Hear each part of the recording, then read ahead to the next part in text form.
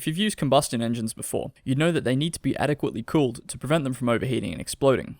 Most of the time, water is used as a coolant. However, in some of the more recent versions of buildcraft, ice can be used as a substitute for water.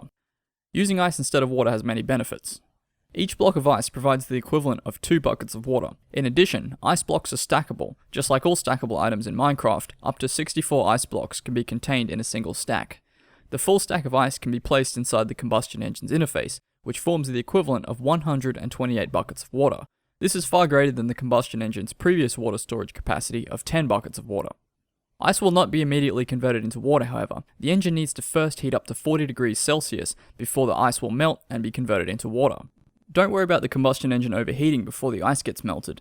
Even at 40 degrees, the combustion engine is still at the blue stage and is in no danger of overheating and exploding. As mentioned before, the water coolant tank can hold 10 buckets of water, and each ice block is the equivalent of 2 buckets of water, meaning that 5 ice blocks are enough to fill the entire combustion engine's water coolant tank. If you keep the combustion engine running for a while, it'll get to a little over 100 degrees Celsius, and providing it has plenty of coolant, it'll remain at this temperature pretty consistently.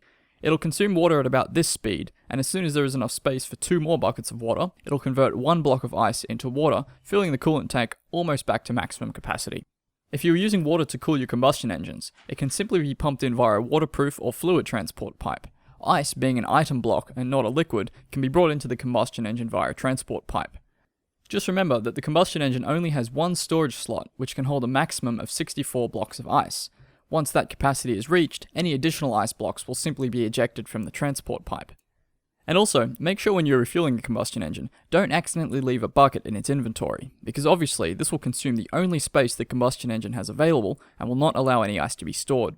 If you found this video helpful or informative, please give it a like, and if you're interested in seeing more tutorials like this one, you might want to consider subscribing. If you have any questions, feel free to post them in the comments, and have a great day.